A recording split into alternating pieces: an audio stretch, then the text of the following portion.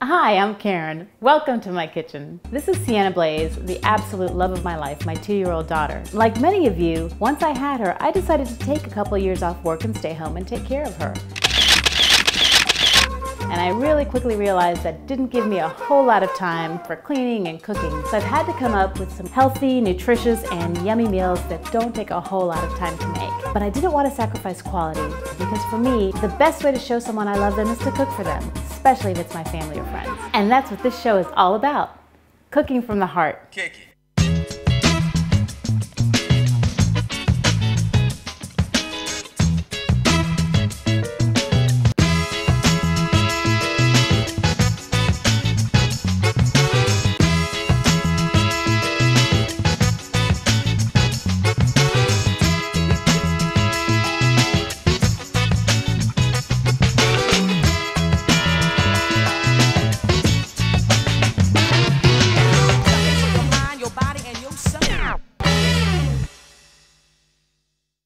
My husband and I used to be the ultimate social butterflies, always going out, going to parties, having people over. And we realized once we had our daughter, all of that came to a screeching halt. And now that she's finally sleeping through the night, we really miss it. But by the time you get babysitters and find a place to go, it ends up being so much work and a lot of money. So we found a way to cheat the system. We have people over to our house. Now, you don't have to spend a whole lot of time or a whole lot of money to have people over. You don't have to cook a huge meal. You can just have some appetizers and have them bring the wine, and it's a great time. And that's what we're going to do today. We're going to make some easy appetizers that are really delicious and really simple to make. We're going to start off with one of the absolute best appetizers. It's a hot wing chicken dip. And if I had $1 for every time someone asked me for the recipe, I'd be on the beach right now, somewhere where it's nice and warm, getting a tan. Anyways, we're gonna do the hot wing chicken dip. We're also gonna do a healthy, delicious, and super simple prosciutto wrapped asparagus. And then we're gonna finish with a Brie on Croute, which is super simple, very pretty, and very yummy. So let's get started. We're baking 2 things today, and luckily they both use the same temperature on the oven. So let's get started and get it preheated, and we're gonna set it to 350 degrees. So the ingredients we're going to be using today are going to be a 16-ounce bottle of ranch dressing, about 1.5 cups of shredded cheese. It can be cheddar cheese, it can be a combination of Colby, Jack, whatever you like. We're going to use about 1 pound of fried chicken tenders that you can get pre-made from your grocery store, 1 block, which is 8 ounces of cream cheese, and about 1/3 cup or more, depending on how spicy you like it, of hot wing sauce. I'm going to grab a pot and set my temperature on medium-high. It's about 5 or 6. First thing I'm going to do is dump the whole bottle of ranch dressing into the pot. Now, you don't want to use the light ranch because that tends to have a sweet taste to it. And although I typically try to be health conscious and use organic foods and whatnot, sometimes you just gotta have some fun with it. Okay, so we're just gonna empty the whole bottle of ranch dressing into the pot and let that get hot. So now we're on to the cream cheese. I'm just gonna open that up, and again, you could use light cream cheese. That doesn't taste too different, but really, there's no need to. So this is gonna get a little bit messy, but you know what? That's okay. And what I'm gonna do is just take chunks of this cream cheese, and the reason I'm doing it in chunks, I could put the whole thing in, but it'll cook a lot faster this way. And you really want that to melt. So see how it's already bubbling and boiling in there? And give that a little stir just to kind of make sure that they all get going there. I've got it on about 5. I'm gonna crank it up to about 7. So that's about a medium-high. Now while that boils, I'm gonna get my chicken ready. When I originally made this, the first time I ever made hot wing chicken dip, I used plain chicken breasts, and I believe I poached them. And you know, it is a lot healthier that way. But this crunchy, yummy fried chickenness adds so much texture and flavor to it, and calories and all that, yeah, but you know, it's a party. You can get them already made at the store, so it saves a lot of time, which again, that's the goal when you have a little one. So I'm gonna go ahead and chop these up into little pieces. You don't want the pieces to be too big because they need to be able to fit on a chip. Oh, it's very important that you have a nice sharp knife if you're cooking. I actually had a good friend of mine who was a chef tell me once that a dull knife is actually more dangerous than a sharp knife. And the reason behind that is if you have something that has a little bit of resistance, a sharp knife will just kind of get that grip and sink right into it. But if you have a knife that's a little bit dull, it might wobble, and that's where you're going to lose a finger or a nail or some blood. So you want to make sure that your knives are nice and sharp.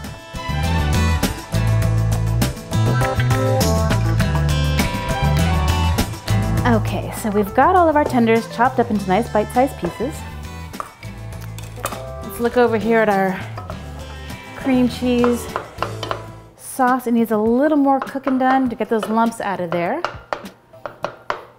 And actually, while that's working, we can go ahead and add the hot sauce.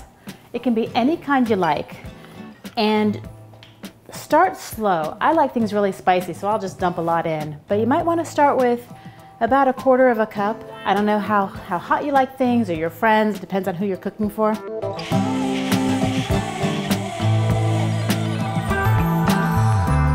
Now I've added just about 1/3 cup in there. Oh my gosh, you can smell it already. It smells so good. There's that tang that just makes my mouth water every time. One of the absolute best tools for cooking is your palate. And you want to taste it, because then that way you'll know if you need to add a little more, add a little, well, you can't add less. So that's why you start with a little bit.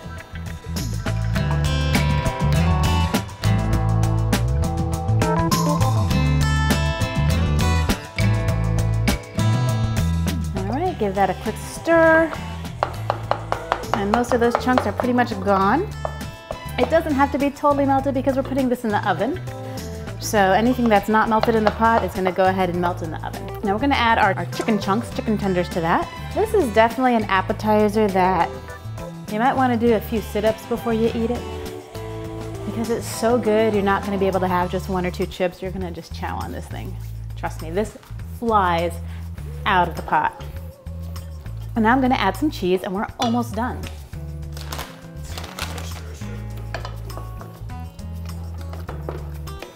Get it all nice and incorporated. Boy, that looks so good. So I chose a blend, and this is cheddar and Wisconsin and New York and Vermont cheddar cheeses. But like I said, you can use Colby Jack cheese if you like. I wouldn't use Swiss cheese because it's probably going to have a little too much sweetness, and that's going to be a little contrasting flavor. So you're going to use about 1 cup. And again, just get that stirred up. We are almost done. And I cannot wait to eat this. I might not put it out on the table tonight. I might just stick it in the fridge and keep it for me.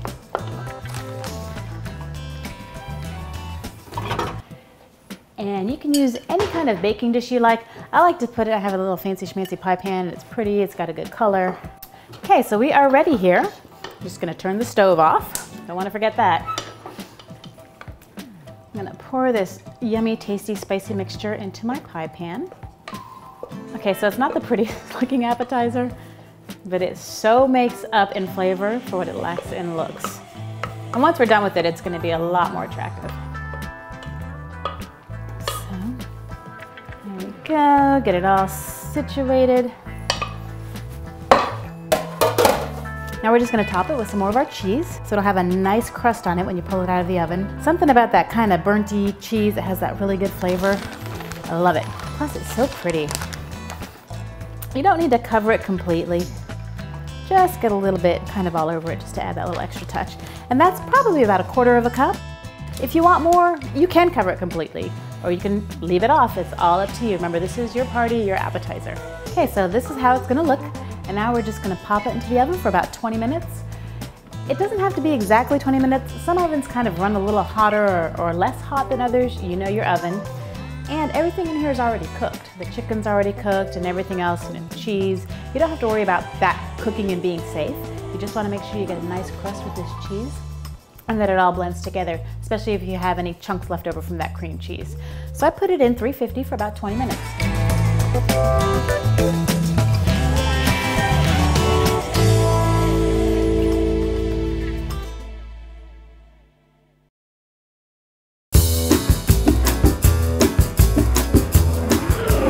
So while the hot wing chicken dip is baking in the oven, we're gonna get started on our next thing, the prosciutto wrapped asparagus. And what I'm trying to do is kind of economize our time. We got one thing going, we're multitasking here basically. Because if you have kids, you know that's what you gotta do. You gotta save your time where you can. This appetizer is gonna kind of counteract that really rich, not so healthy hot wing chicken dip because it's a vegetable. And this is the easiest thing to make. 2 ingredients, you cannot get anything easier than that. The first thing that we need to do is we need to trim up our asparagus. As they grow, the ends get kind of thick and woody, so you want to get rid of that because you don't want people chewing for 20 minutes and having any fiber in their mouth. The best way to do that is to take your asparagus and bend it, and where it naturally breaks, that's going to be where the woodiness ends and the yummy part begins. So I'm just going to set that aside. Again, just where it breaks, that's where you want to cut it. And you'll see that some of these have a little bit of an edge. If you're, trying to be a little more fancy, go ahead and take your knife and just trim that edge right off, just so they look a little cleaner and a little nicer. And then I'm just gonna toss this or compost it. So here I have a bunch trimmed. I'm gonna get them ready for the steamer. What I've taken is about 1 pound of asparagus, and with that I'm gonna use ½ pound of prosciutto. And we're gonna talk about the prosciutto in 1 second, but I wanna get my asparagus steaming because again, we wanna make the most we can of the time we have.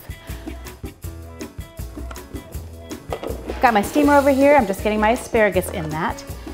And the amount of time you steam it is going to depend on your steamer. They all come with the instruction book. What you want to do is you want to take about half of that time to steam it. So for my particular steamer, for 1 pound of asparagus, you're going to use 3/4 of a cup of water. Well, I'm taking half of that because I don't want it cooked all the way where it's super soft. I want it to have a little bit of crunch in there. So I'm only going to steam it halfway through to prevent that.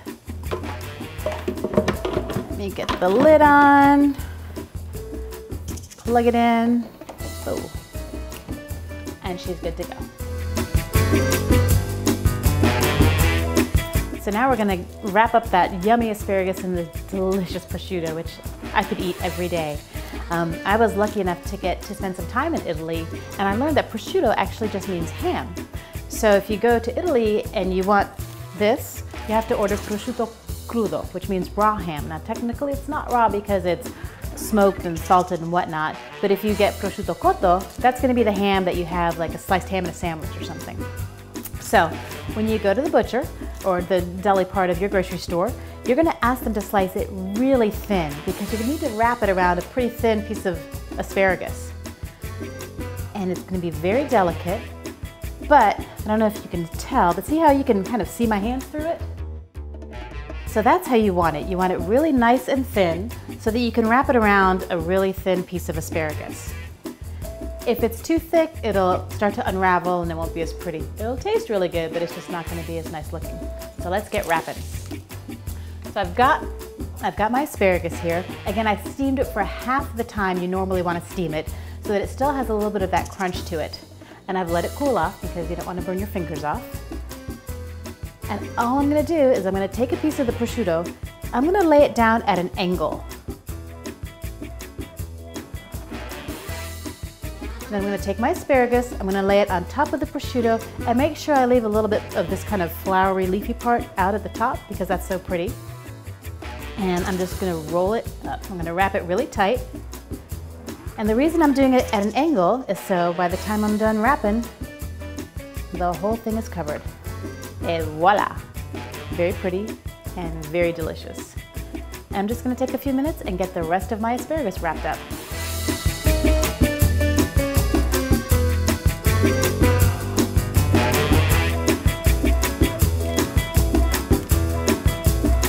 So when you're putting your wrapped asparagus on your platter, you want to make sure you kind of put it with that seam side down. So all the weight will rest on that seam and it won't open up. And then after a while, it'll just kind of stick together. So when your guests pick up a piece, it's not going to unravel.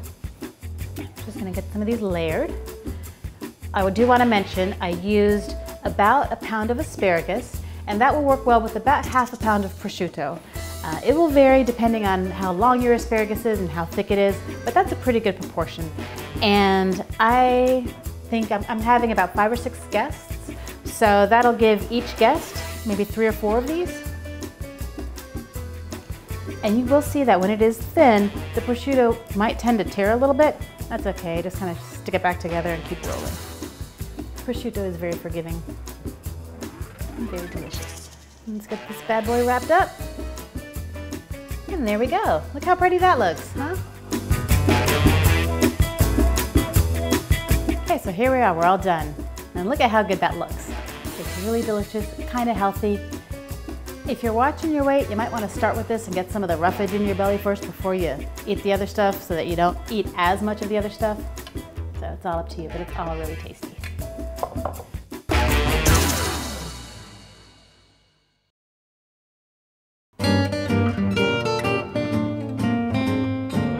So now that we've got the yummy asparagus and prosciutto wraps done, let's get started on our final appetizer. The ingredients that you're going to need are 1 tube of crescent rolls, 1 type of jam. I personally like blackberry because of the color. I'm a very visual person, so I like the contrast of the light cheese and the dark jam.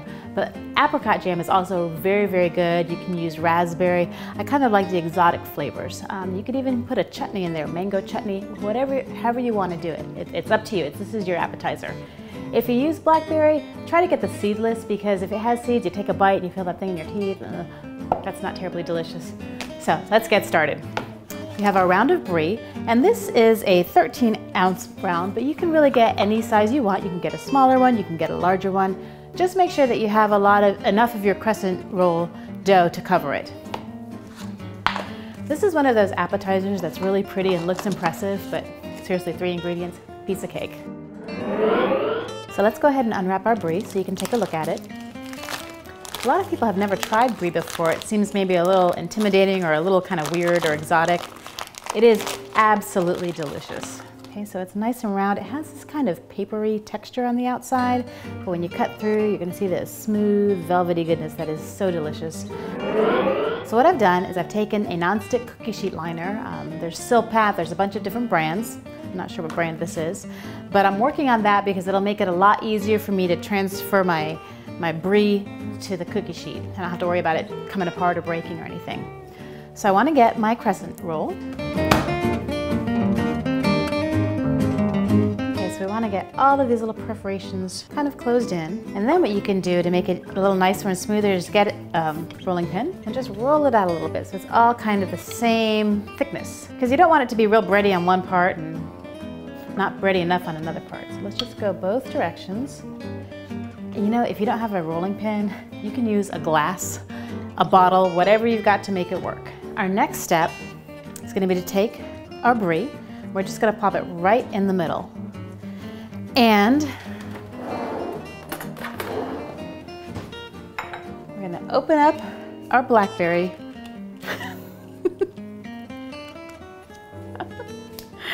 I have a little bit of greasy hands right now, so it's a little bit more of a challenge. Here's another way to open jars a little faster. You gotta bang it sometimes. Show it who's the boss. Oh, look at that. So I've got my raspberry jam open, or my blackberry jam open. I'm just gonna take a nice spoonful here and stick it on top. You don't wanna put too much because you don't want it to be super runny.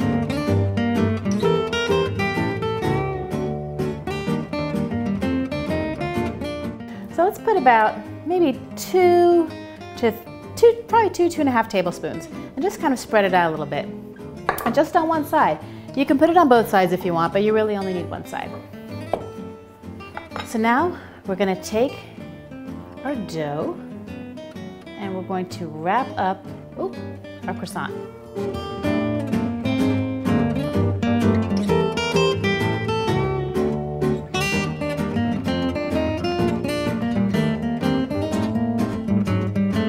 There you go, look at that.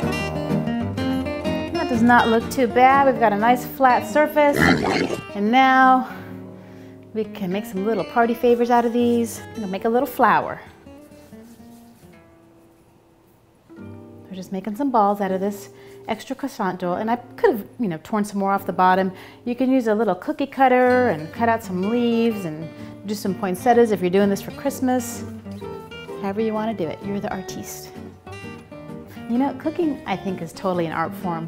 One of my degrees in school is in art, and cooking is the same thing as painting, except for instead of using colors, and combining colors, you're using flavors and combining flavors, and you are ultimately creating your masterpiece. So let's see, we're gonna do this one in the middle here, like that, and we'll do a couple here. I'm much better with paints than I am with pastry. But there you go.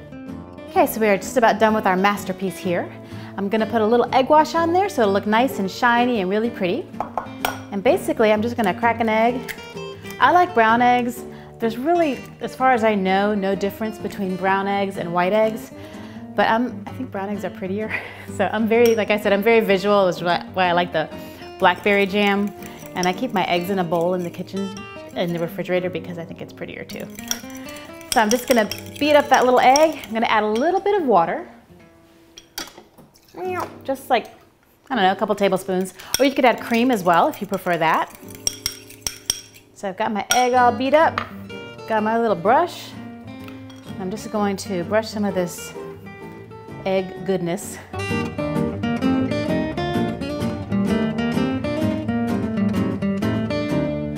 all over my little wrapped brie here.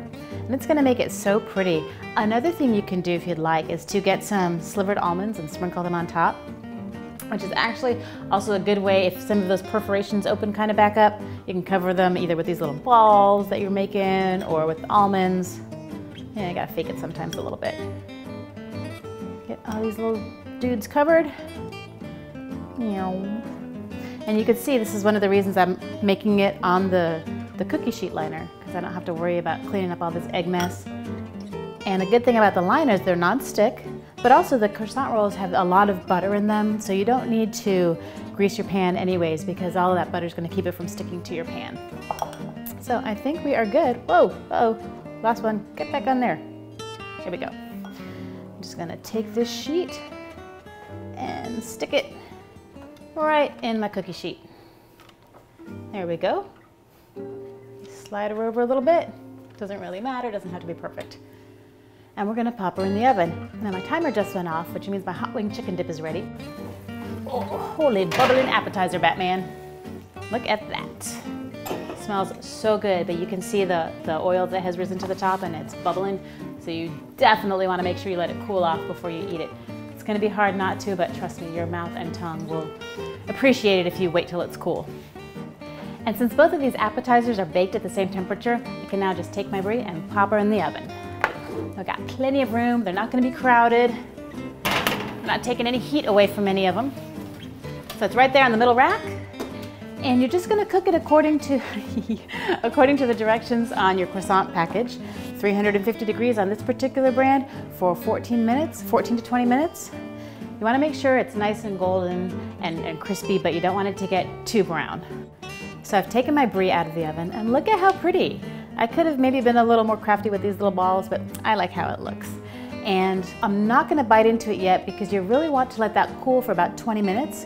If you cut into it right now, the cheese is all melted and it's just gonna run. It'll still be delicious, but it'll kind of get everywhere and be real messy. So you wanna let it cool for about 20 minutes. Don't put it in the fridge, just let it cool at room temperature. So keep that in mind when you're having your guests over. You need to have this done just a little bit ahead of time. And I'm gonna serve that with a pretty plain cracker because I've got the breading from the croissant dough and the cheese isn't a super sharp cheese. The jam is good, but you want the cracker to be a little bit plain so it doesn't steal the show. But this is delicious and your friends are gonna love it and they're gonna be like, oh wow, it's so impressive. But you saw 3 ingredients, like 20 minutes, we're good. I've got my hot wing dip done. I like to serve it with a tortilla chip. You can use the little scoop shaped kind or the flat kind. The first couple dips you probably want to use a spoon because it does have a little bit of that crust from that yummy baked cheese. Oh, it smells so good. So I'm gonna put a little bit here on my chip. That's really good. It tastes so yummy and unhealthy. And it has that cheese and that kick of that hot wing sauce. The crunch of the chip is nice too. This is definitely going to be a hit. Let's try this prosciutto. It's nice and crunchy, but not bitter or harsh, not fibrous at all because it was steamed just right. And the saltiness of the prosciutto mixed with that, this is delicious. And I feel really healthy eating this right now. This is so good that I might just cancel the party and have it all to myself for dinner. I mean, it's kind of a well-rounded dinner, sort of. If, you know, you got protein with your chicken dip, and I've got some vegetables here with the asparagus, and grain with my brie and the dairy. So it's all there. Healthy, right? Now we're gonna have the party. My friends are coming. They're bringing the wine. I don't have to get a babysitter. It's perfect. I'm gonna have all of this wonderful energy in my home, and I get to share with them something that I made with love, and they're gonna love it. So remember, you don't have to be a trained cook or a chef to have delicious, easy, simple, and quick meals or treats or appetizers for your friends and family. You just gotta cook from your heart.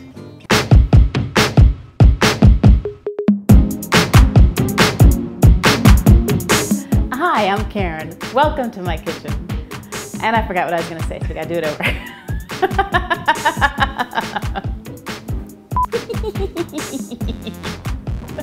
It'd be a lot more fun if I could get this one off. Can we stop? And that's cooking from the heart.